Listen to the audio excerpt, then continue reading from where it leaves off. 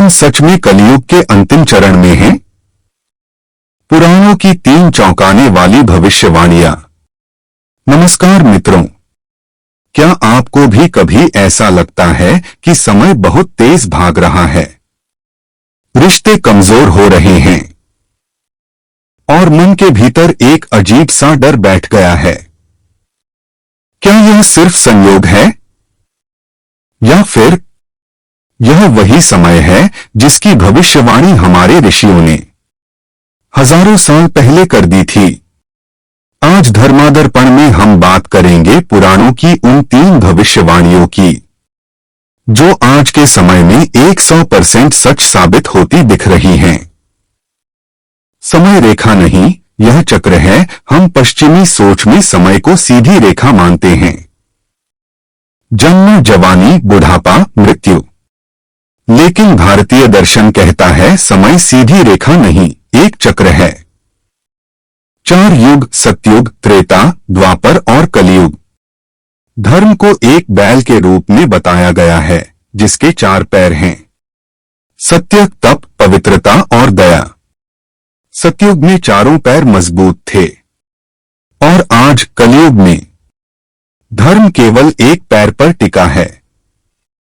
पुराणों की 3 भविष्यवाणियां श्रीमद्भागवत पुराण में कलियुग के बारे में जो कहा गया उसे सुनिए और आज से मिलाइए।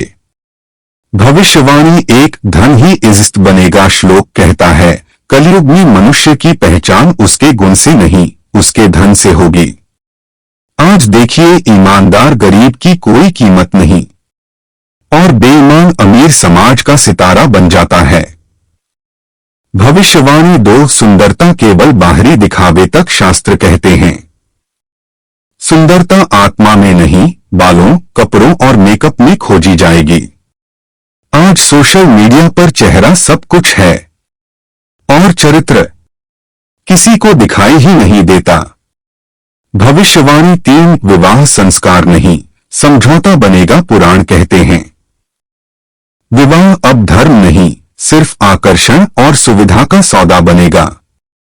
आज तलाक, ब्रेकअप, रिश्तों का टूटना, क्या यह उसी भविष्यवाणी का सच होना नहीं है?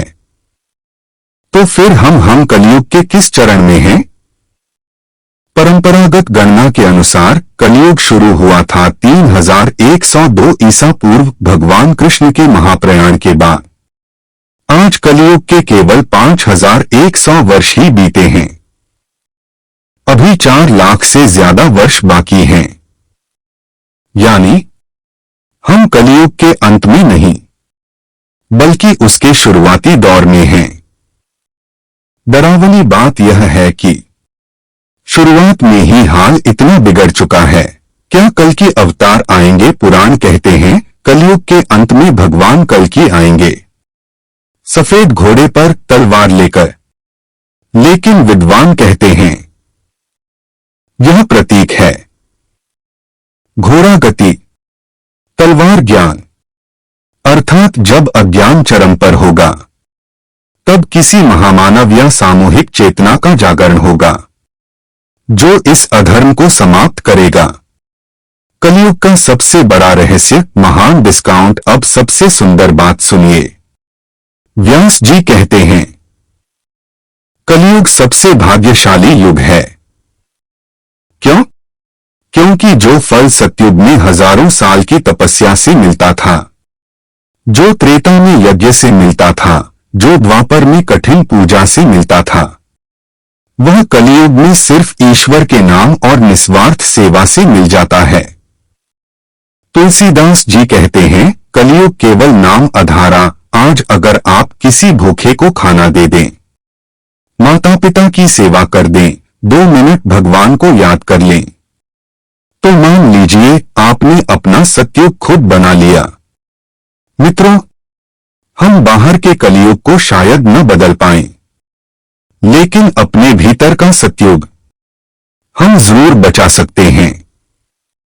जब आप झूठ के बजाय सच चुनते हैं, आप सतयुग में होते हैं। जब आप घृणा के बदले क्षमा चुनते हैं, आप त्रेता में होते हैं। जब आप अन्याय के खिलाफ खड़े होते हैं, आप द्वापर में होते हैं। याद रखिए, रखिए, अंधेरा चाहे कितना भी गहरा हो, एक छोटा सा दिया पूरे अंधेरे को हरा सकता है। आप वही दिया बनिए।